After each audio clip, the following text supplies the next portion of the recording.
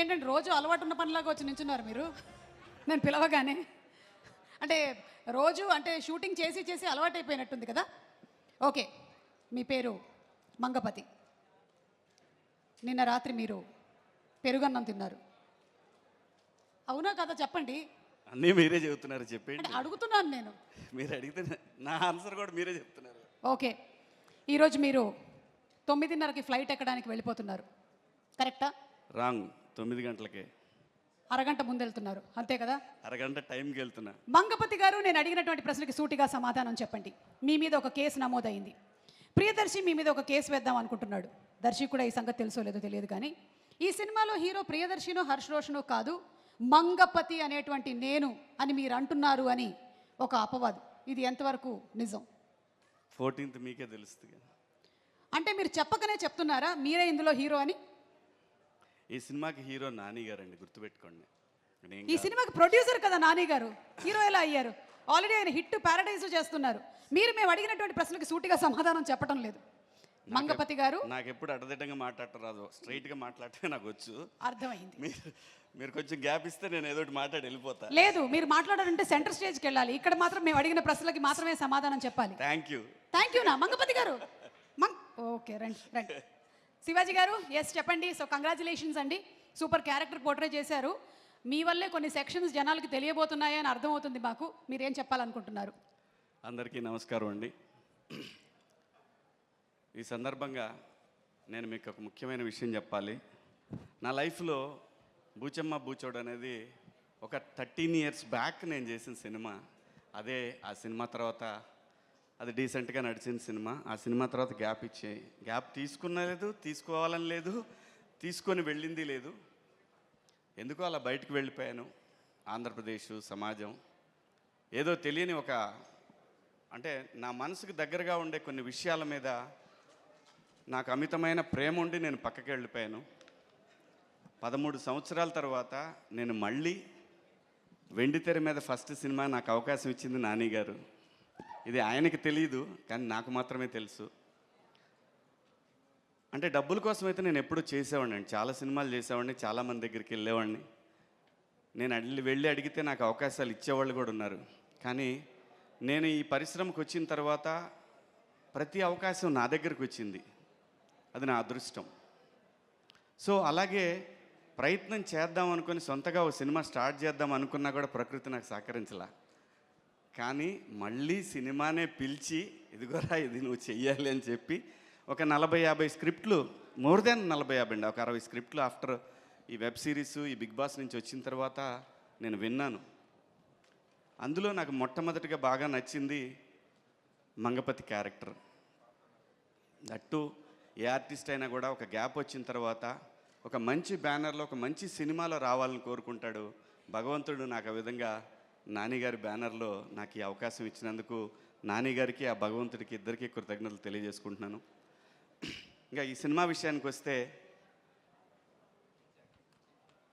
ప్రపంచంలో ఏ సినిమా ఆడినా, అందులో తెలుగు సినిమా ఏది ఆడినా కూడా మీరు పాన్ ఇండియా లేదంటే బాహుబలి 1, 2, పుష్ప, ఎదర్ దసరా ఆర్ నాని గారి ఎనీ ఫిలిం, బ్లాక్ బస్టర్ అయిన ఏ సినిమాలో అయినా కామన్గా ఉండే ఒకే పాయింట్ ఎమోషన్, ఫ్యామిలీ లేకుండా ఏ సినిమా బ్లాక్ బస్టర్ అవ్వలేదు ఇంతవరకు కూడా. ఎక్కడా కూడా ఫ్యామిలీ ఎమోషన్ లేకుండా ఏ సినిమా కూడా, రేర్గా అప్పుడప్పుడు జరుగుతూ ఉంటాయి. కానీ మీరు ఏ బ్లాక్ బస్టర్ సినిమా తీసుకున్నా ఒక ఫ్యామిలీ, ఆ ఫ్యామిలీ వెనకాల జరిగే కథ, ఆ డ్రామా మాత్రమే సినిమాని నడిపిస్తుందని బలంగా నేను చూసినంత వరకు నా అనుభవంలో నేను తెలుసుకున్నది అది. అలాగే ఈ సినిమాలో ఇండియాలో హిందూ సంప్రదాయంలో ఆడపిల్ల ఉన్న ప్రతి కుటుంబంలో కూడా మంగపతి ఉంటాడు. ఇది రియాలిటీ. సో మనందరం ఒక కాన్స్టిట్యూషన్ కట్టుబడి బతుకుతున్నాం కాబట్టి,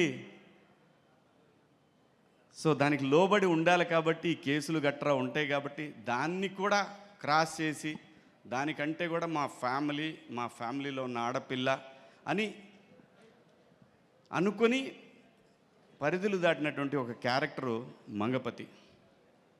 ఈ క్యారెక్టర్ ఇప్పుడు మీకు నార్మల్గా కనిపించవచ్చు, లేదంటే నాని గారు ఎలా ఇచ్చారో నాకు తెలీదు, కానీ అది నాకు చాలా పెద్ద పేరు తీసుకురాబోతుందని బలంగా నమ్ముతున్నాను. ఈ క్యారెక్టర్లో నేనే కాదండి, ఈ సినిమాలో ఏ క్యారెక్టర్ లేకపోయినా కూడా సినిమా ఆడదు. అంత అద్భుతంగా డిజైన్ చేశాడు డైరెక్టర్. అలాగే దాన్ని యాక్సెప్ట్ చేసిన నాని గారు, నిజంగా నాని గారి బ్యానర్ మనస్ఫూర్తిగా నేను ఓ సూపర్ గుడ్ ఫిలిమ్స్ లాగా కొత్త డైరెక్టర్లకి చాలామందికి పిలిచి చౌదరి గారు స్క్రిప్ట్ విని ఆ డైరెక్టర్ మీద వదిలేశారు. అలాగే ఈ సినిమాకి కూడా చూశాను నేను, ఎందుకంటే నేను ప్రొడక్షన్ చేస్తాను. చూసినప్పుడు నాకు అనిపించింది, ఒక డైరెక్టర్ మీద నమ్మకంతో ఒక టీంకి అప్పచెప్పేసి అసలు ఆయన ఎక్కడా చూడలేదు నేను నాని గారిని. సో నేను అది ఆర్బి చౌదరి గారి కాంపౌండ్లో చూశాను. ఒక డైరెక్టర్ మీద నమ్మాడు అంటే నమ్మి ఇచ్చేసిన తర్వాత ఇంకా దాంట్లో ఎటువంటి వేలు పెట్టకుండా సినిమాని అలా అలవకగా కంప్లీట్ చేశారు ఈ సినిమా. దాంట్లో దీప్తి గారి సపోర్ట్ కూడా చాలా ఉంది ఈ సినిమాకి. దీప్తి గారు మరి బ్రదర్ కోసం అని కాకపోయినా సినిమా మీద ప్యాషన్ తోటి సినిమాకి వర్క్ చేశారు ఆవిడ కూడా. అలాగే ప్రొడ్యూసర్ గారు ఎప్పుడు రాలేదు సెట్కి, అసలు ఎప్పుడు నేను చూడలేదు ఆవిడని, మేడంని.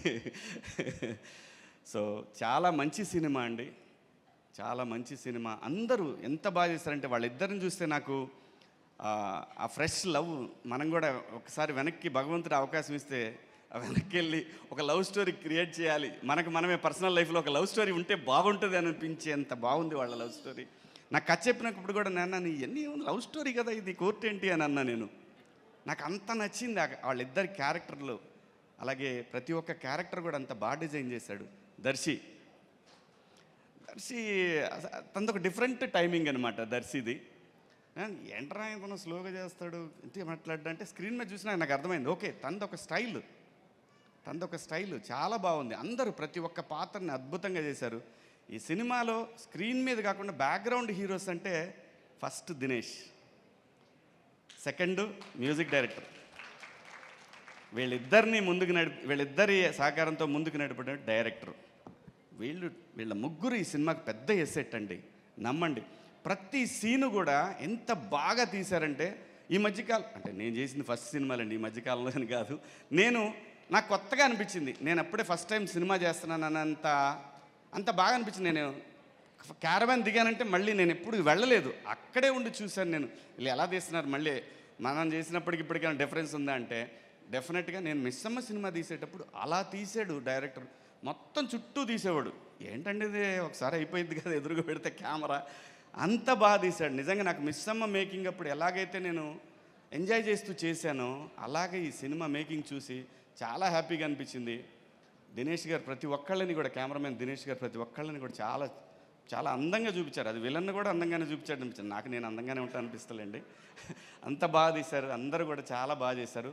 నాని గారు thank you so much, love you. ఎందుకంటే నాకు సినిమా ప్రొడక్షన్ చేయాలి చాలా కోరిక, అందరి వల్ల కాదు, అది కొందరికే వర్కౌట్ అవుద్ది. అది మీకు వర్కౌట్ అయింది. ఎంతోమంది డైరెక్టర్లు తెలుగు సినిమా ఇండస్ట్రీలో ఇంకా మీ ద్వారా రావాలని, మంచి సినిమాలు రావాలని వాల్పోస్ట్ నుంచి మనస్ఫూర్తిగా కోరుకుంటూ ఈ అవకాశం నాకు ఇచ్చినందుకు మీ అందరికి కూడా పేరు పేరున ధన్యవాదాలు. థ్యాంక్ యూ సో మచ్ అండి. Thank you so much Shivaji గారు. అండ్ మార్చి 14వ తారీఖున మేము థియేటర్స్లో మిమ్మల్ని చూస్తాము, మగపతి గారిని. లేదు, నాని గారు 12 చూపిస్తా అని చెప్పారు, చూడండి. అవునా? మీరు అన్ని లేట్గా 12వ తారీఖునే. Okay, thank you so much. 9 గంటలకి ఫ్లైట్. నేను వెళ్తున్నాను, ఏమనుకోవద్దు. Thank you so much. Jagdish, all the best.